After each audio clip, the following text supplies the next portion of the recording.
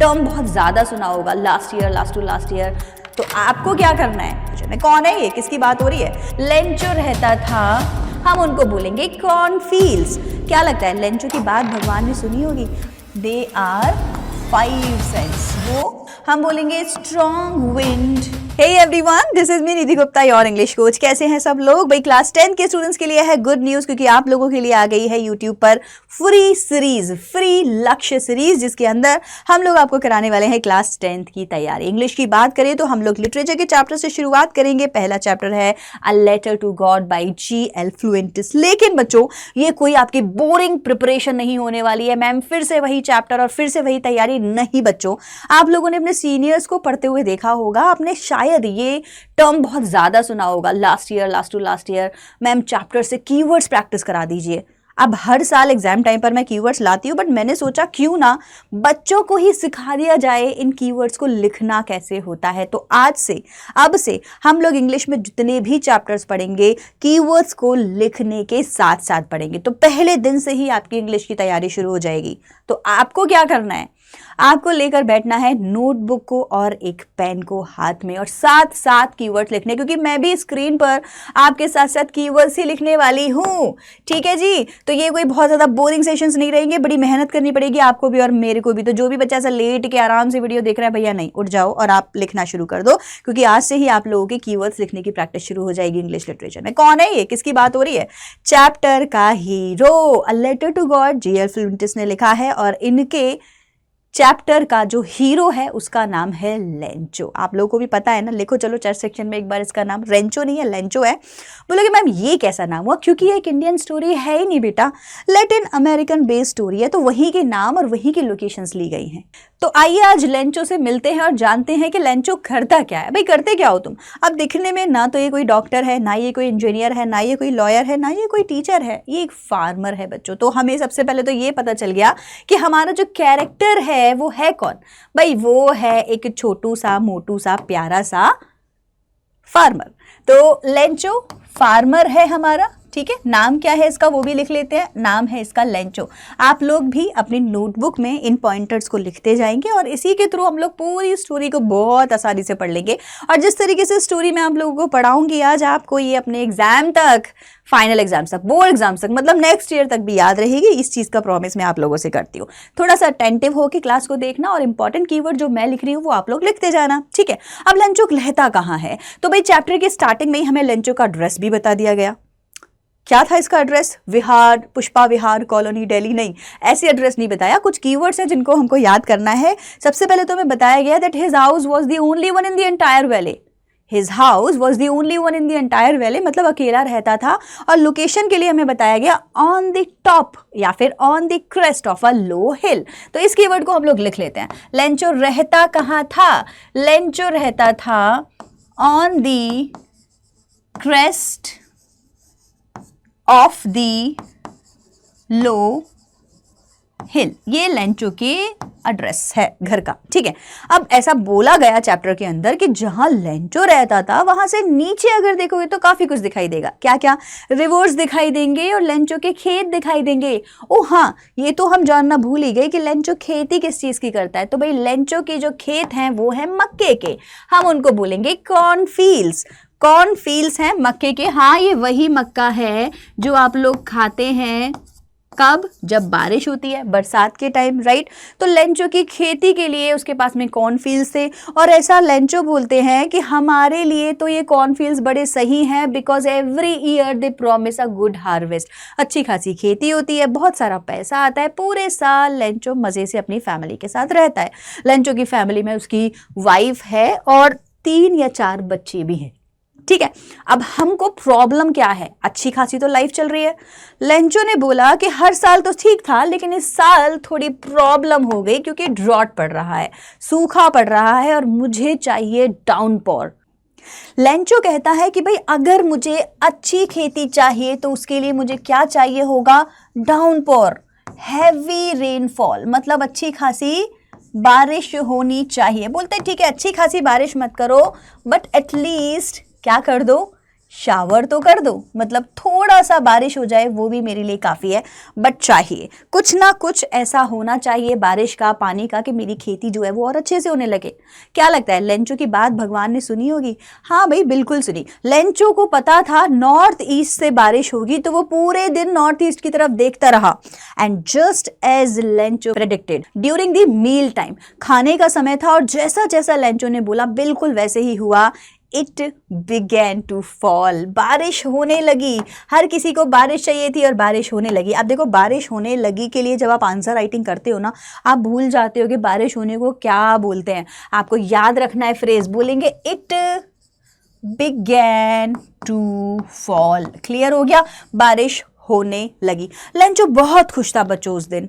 बोलता है यार इतनी अच्छी बारिश हो रही है, बाहर जाऊंगा और इस रेन ड्रॉप्स को फील करूंगा अपनी बॉडी पे। तो क्वेश्चन आता है why did Lencho go out? उस दिन लेंचो बाहर क्यों गया? तो लेंचो बाहर जाता है to feel the pleasure of rain drops on his body. Lencho अपनी बॉडी पर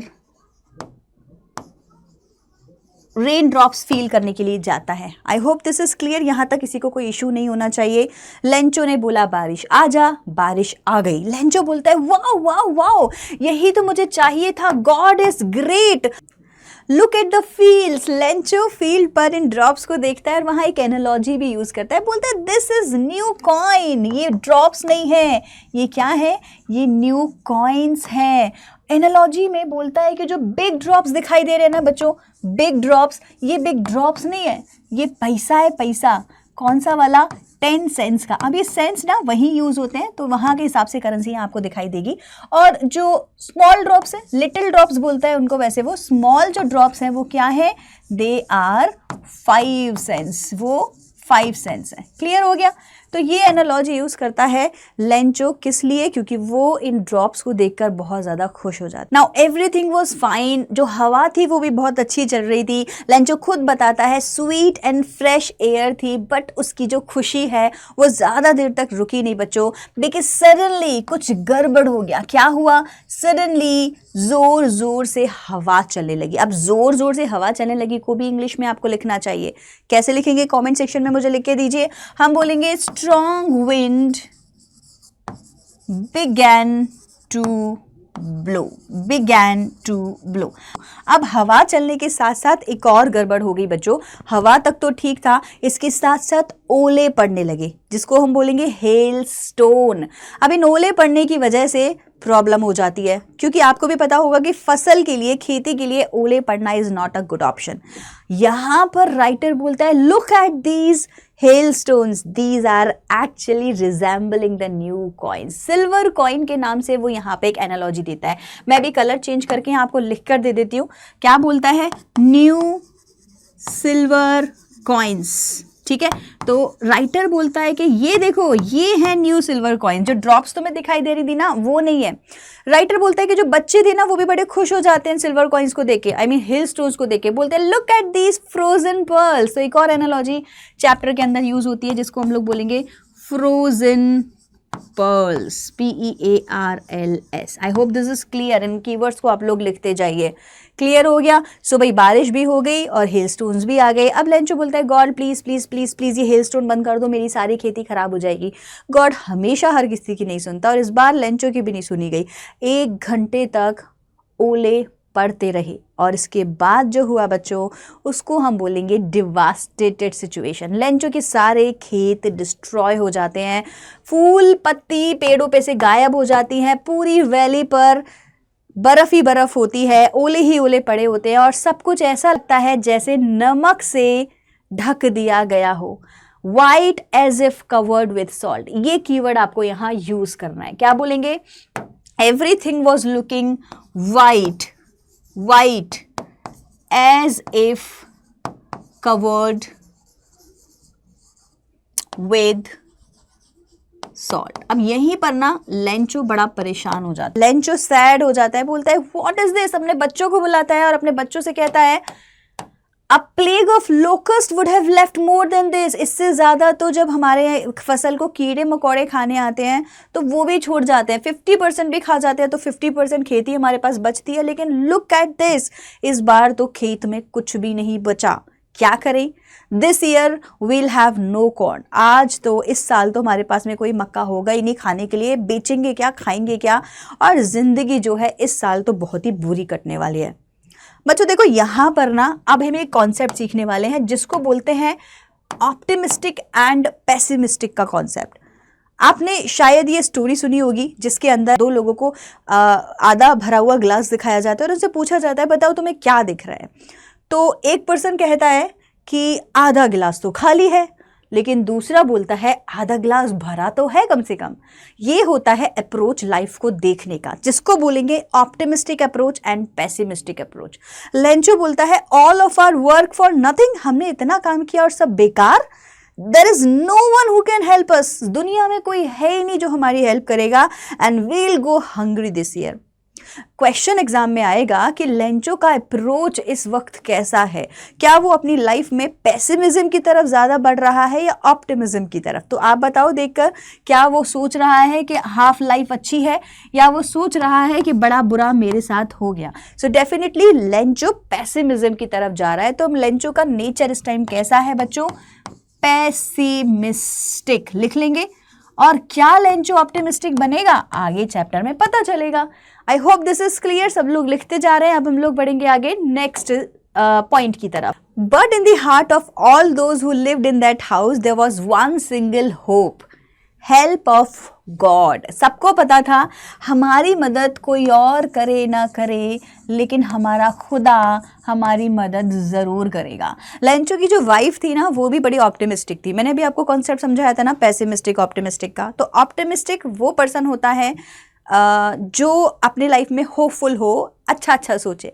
लेंचो की वाइफ लेंचो को बोलती है don't be so upset even though it seems like a total loss, देखने में तो लग रहा है बड़ा नुकसान हुआ है। Remember no one dies of hunger, ये बहुत इंपॉर्टेंट कीवर्ड है आपके लिए चैप्टर के लिए। और यहाँ पर बच्चे मिस्टेक भी बहुत करते हैं। ये देखो यहाँ पर जो लिखा हुआ है ना नो वन डाइज, इसके बाद ऑफ आता है ना। बच्चे यहाँ पे गलत फ्रेजल वर्ब लिखकर आते हैं और उसकी वजह से ग्रामेटिकल नंबर कट जाता है। तो आप ध्यान रखेंगे no one dies of hunger, भूख से कोई नहीं मरता। इस बात को लेंचो पूरी रात सोचता है, बोलता है यार बात तो सही है। मैंने भी यही सुना है कि जो खुदा है हमारा वो ऊपर से सबको देख रहा है और सबकी मदद करता है। उसको सब पता है, लोगों के डीप कॉन्शियस में क्या चल रहा है, चेतना में क्या चल रहा है वो भी गॉड को पता है। तो मैं इतनी टेंशन क्यों ले रहा हूँ, गॉड है ना मेरी हेल्प करने के लिए। तो उस रात लेंचो कुछ डिसाइड करता है। अब लेंचो के लिए जो एक इंपॉर्टेंट कीवर्ड है जो हमें चैप्टर में सिखाया जाता है वो है ऑक्स ऑफ अ मैन। क्या मतलब हो गया अब इस फ्रेज का कि लेंचो एक ऑक्स ऑफ अ मैन था। देखो ऑक्स क्या है, एक एनिमल है जो हार्डवर्क करता है खेतों में, है ना। आपको पता है ना ऑक्स खेतों में जो है जोतने के काम आता है, प्लो कराते हैं। अब तो ट्रैक्टर आ गए हैं, पहले बहुत ज़्यादा यूज़ होते थे। तो अगर लेंचो एक ऑक्स है तो इसका मतलब हुआ लेंचो एक मेहनती पर्सन है। इसके साथ साथ हम ये भी बता रहे हैं कि लेंचो को और कुछ नहीं आता, बस खेत में काम करना आता है। लेकिन इसके साथ में चैप्टर में हमें बताया जाता है Lencho knows how to write. Lencho को एक चीज़ तो आती है कि लिखना कैसे है, इसीलिए वो डिसाइड करता है कि मैं तो लिखूंगा लेटर। किसको? गॉड को। अब कैसे पहुंचा जाए गॉड पे? लेटर लिखकर। सो ही न्यू हाउ टू राइट, उसको पता था कि कैसे लिखना है। तो नेक्स्ट संडे वो जाता है पोस्ट ऑफिस में जाकर एक लेटर लेता है। लेटर पर लिखता है dear God please help me, and if you don't help me my family and I will go hungry this year because the hailstones and the hailstorm has devastated my entire cornfield। और इसकी वजह से मेरे को चाहिए पैसा भेजो जिसकी सो दैट मैं अपनी जो खेती है उसको फिर से शुरू कर सकूं, and until the next crop come, मुझे अपनी फैमिली को भी खाना खिलाने के लिए पैसा चाहिए। तो कितना पैसा मांगा लेंचो ने? Lencho says dear God. सबसे पहले तो जो लेटर लिखता है वहां वो लिखता है टू गॉड, बस गॉड को, यही एड्रेस है। लेंचो के पास एड्रेस क्या है? To God. बोलता है मुझे 100 पैसोज भिजवाओ। अब 100 पैसोज, आप कंफ्यूज मत होना, ये पैसों लिखा हुआ है मतलब की करेंसी है, लैटिन अमेरिकन करेंसी है और हमें यही लिखनी है। ठीक है जी, क्लियर हो गया। तो फाइनली लेंचो ने डिसाइड किया कि वो लेटर लिखेगा गॉड को, और वहीं से जो है जो स्टोरी है वो आगे बढ़ती जाती है। अब देखो लेटर गॉड तक तो नहीं जाएगा, जाहिर सी बात है। गॉड तक लेटर जाने के लिए गॉड का एड्रेस पता होना चाहिए, और उससे भी ज़्यादा ज़रूरी है सर्विस अवेलेबल होनी चाहिए। सोचो कितना अच्छा हो हम सबके पास में गॉड को लेटर लिखने का ऑप्शन अवेलेबल, बट ठीक है। तो the letter goes in hands of a postman. Postman के हाथ में लेटर जाता है, पोस्टमैन लेटर को पढ़ता है और ही जोर जोर से हंसता है, बोलता है गॉड तक लेटर कैसे जाएगा। He goes to the postmaster. अब वो पोस्ट मास्टर के पास अपने लेटर को लेकर जाता है, बोलता है सर ये कहाँ भेजना है। पोस्ट मास्टर ऑल्सो लाफ्स, ही ब्रेक्स आउट लाफिंग। यहाँ पे पोस्ट मास्टर को इंट्रोड्यूस करते हैं और इसके लिए कुछ अच्छे से कीवर्ड्स यूज किए गए बच्चों। इसको बोला गया है a fat amiable fellow. Amiable मतलब फ्रेंडली, ठीक है। एक एमिएबल फेलो है मतलब दिखने में काफी अच्छा है। अब ये पहले तो हंस रहा है लेंचो पे, बोलता है हा हा हा लेटर गॉड को, लेकिन सडनली अपनी जो फीलिंग्स है लेंचो के लिए चेंज कर देता है। बोलता है look at the person, what a faith. इसका फेथ देखो गॉड में, इतना विश्वास है इसको गॉड में कि इसने गॉड को लेटर लिखा और बोला अपनी फीलिंग्स को। दैट मीन्स उसका जो ट्रस्ट है वो गॉड में बने रहना चाहिए, अनशेकेबल अनब्रेकेबल जो फेथ है उसका गॉड में, let's keep it. I wish I had the faith of the man who wrote this letter. काश मेरे अंदर भी ऐसा ही फेथ होता गॉड को लेके जैसा इस पर्सन के अंदर है। Starting up a correspondence with God, God के साथ प्रैक्टिस कर रहा है लेटर राइटिंग, कितनी बड़ी बात है। So we should not laugh at him, actually we should support him. चलिए एक लेटर लिखते हैं उसको, ताकि उसको रियलाइज हो जाए कि गॉड की तरफ से रिप्लाई आ गया है। नाउ लेटर को जैसे ओपन किया जाता है, पोस्ट मास्टर थोड़ा सा टेंशन में आ जाता है, बोलता है यार इसके आंसर करने के लिए मुझे गुडविल पेन एंड पेपर के अलावा कुछ और भी चाहिए। क्या चाहिए? लेंचो ने मांगे 100 पैसोस, तो 100 पैसोस भी चाहिए। लेकिन फिर भी जो हमारा पोस्ट मास्टर है, क्योंकि एक एमिएबल फेलो है, फैट तो दिखने में है लेकिन वैसे बड़ा फ्रेंडली है, डिसाइड करता है कि मैं हेल्प करूंगा। कुछ पार्ट अपनी सैलरी से देता है, कुछ पार्ट एम्प्लॉयज़ की सैलरी से लेता है। सबको बोलता है देखो इस लड़के की मदद करो, तो सब कहते हैं हाँ भाई, as an act of charity हम लोग भी लेंचो की हेल्प करेंगे। फिर भी ये कुल मिला के पैसे पूरे इकट्ठे नहीं कर पाता, हाफ, मोर देन हाफ, 70 पैसों से इकट्ठे करता है और फाइनली लेंचो को जो लेटर है वो एनवेलप में बंद करके दे देता है। क्या लिखता है नीचे, किसकी तरफ से आया है लेटर? अ सिंगल वर्ड, क्या? गॉड। बोलता है गॉड की तरफ से ये लेटर लगना चाहिए कि लेंचो के पास आया है। भाई लेंचो के लिए तो बड़ी अच्छी बात होगी ना, 70 पैसों। अब आप लोग बताओ, अगर आप कभी ऐसे गॉड को मांगो कुछ और गॉड वहाँ से आपको 70 पैसों भिजवा दे, चलिए गॉड ना भिजवाए कोई और भिजवा दे, तो आपके अंदर कैसी फीलिंग आएगी? अरे मैम मैं तो बहुत खुश हो जाऊँगा, बोलूँगा वाह भाई वाह, मैंने पैसे मांगे और मिल गए। लेकिन हमारा लेंचो ऐसा नहीं है। लेंचो के लिए यहाँ एक वर्ड यूज होगा, बोलेंगे अनग्रेटफुल फेलो। लेंचो तो अपने लेटर को पढ़ के एक्चुअली खुश होता ही नहीं है। तो होता क्या है, next Sunday Lencho as usual post office जाता है और बोलता है भाई मेरा लेटर आ गया होगा। और सच वॉज हिज कॉन्फिडेंस बच्चों, कि उसको कॉन्फिडेंस है कि मेरे पैसे तो जो मैंने गॉड से मांगे थे वो आ गया होगा। Not a slightest surprise on his face. He goes to the post office. Postman खुद अपने हाथों से लेटर देता है लेंचो को, और जो पोस्ट मास्टर है वो साइड में खड़ा हुआ है, खुश है, देख रहा है आज देखूंगा ये कितना खुश होगा पैसे देखकर, राइट। अब पोस्ट मास्टर को लग रहा है कि सब कुछ बहुत अच्छा है, लेकिन लेंचो जैसे ही लेटर खोलता है उसके चेहरे पर टेंशन आ जाती है, गुस्सा आ जाता है, उसकी आईब्रोज है ना वो रिंकल कर जाती है। बोलता है ये क्या, इतने कम पैसे? पैसे एक्चुअली 70 पैसों थे और उसको लगा के 100 मिलेंगे। वो जल्दी से जाता है डेस्क पर और फिर से एक और लेटर राइट करता है गॉड को, और गुस्से में लेटर को पोस्ट करके चला जाता है। नाउ सिचुएशन आ जाती है सारी की सारी पोस्ट मास्टर के पास में। पोस्ट मास्टर उस लेटर को पढ़ता है जिसमें लिखा हुआ है God of the money I asked you only 70 pesos reached me. मेरे पास सिर्फ और सिर्फ 70 पैसे आए हैं, पैसोज आए हैं, and I need rest of the money very very much, so just send me that now. यहाँ पर एक तो हम बोलेंगे अनग्रेटफुल नेचर लेंचो का। तो लेंचो क्या है? एक अनग्रेटफुल फेलो है। ये आप लोग यहाँ पर कीवर्ड याद करेंगे, ठीक है। Ungrateful fellow. क्यों बोल रहे हैं हम इसको अनग्रेटफुल? जो पर्सन किसी काम के लिए किसी को थैंक यू ना बोले, जितना है उसमें खुश ना हो, उसको हम लोग अनग्रेटफुल फेलो बोलेंगे। तो Lencho is an ungrateful fellow. Also he says कि बाकी के जो एम्प्लॉयज़ हैं ना पोस्ट ऑफिस में, इनके थ्रू तो बिल्कुल भी पैसे मत भेजना, because they all are a bunch of crook, सारे के सारे धोखेबाज हैं, राइट। यहाँ से लेंचो का नेचर भी हमें पता चलता है कि भाई लेंचो ने जो है, जिसने लेंचो की हेल्प की, जिस पोस्ट मास्टर ने लेंचो की हेल्प की, लेंचो ने उन्हीं लोगों को बंच ऑफ क्रूक बोल दिया। आई एम श्योर जो पोस्टमैन था उसने भी अपनी सैलरी का कुछ पैसा डाला ही डाला होगा।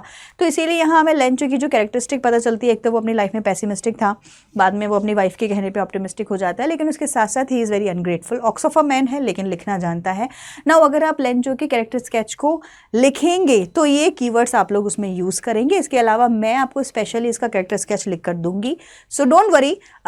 इंग्लिश की प्रैक्टिस जो है हम लोग ऐसे ही कंटिन्यू करेंगे। आई होप आपको आज के सेशन के जो कीवर्ड्स हैं वो समझ में आए होंगे। कुछ मैंने लिखे हैं, कुछ मैंने बोले हैं, आप लोग प्लीज़ नोट डाउन करिए, नोट्स बनाइए और मेरे साथ साथ बाकी के चैप्टर्स की तैयारी भी कीजिए। इसके अलावा हम लोग लाइन बाय लाइन एक्सप्लेनेशंस भी करेंगे बच्चों, तो वहाँ पर हम लोग आरटीसी की प्रैक्टिस भी करेंगे। तो ये 2 सीरीज़ एक साथ चलेंगी। लक्ष्य सीरीज़ की एक पार्ट में हम लोग कीवर्ड्स के थ्रू इन चैप्टर्स को पढ़ेंगे और दूसरे वाले पार्ट में हम लोग लाइन बाय लाइन एक्सप्लेनेशन पढ़ेंगे। मैं उसका नाम रखूँगी रीड बिटवीन द लाइन्स, मतलब हम लोग एक्चुअली हर चैप्टर की लाइन्स को पढ़ रहे हैं, ठीक है, सारी लाइन कंप्लीट कर रहे हैं और अच्छे से एक्सप्लेनेशन समझ रहे हैं और आरटीसी भी कवर करेंगे, रेफरेंस टू कॉन्टेक्स्ट के क्वेश्चंस भी करेंगे। आई होप चैप्टर आपको समझ आ गया होगा। स्टोरी बड़ी प्यारी है, कीवर्ड्स को लर्न कर लीजिएगा, अपने आप से आंसर इसकी एक समरी लिखिए और फिर मुझे कम्युनिटी पे पोस्ट करके दीजिएगा। मैं मिलूंगी आप लोगों से नेक्स्ट वीडियो में। कॉमेंट में ज़रूर बताना वीडियो कैसी लगी। Till then bye everyone and take care.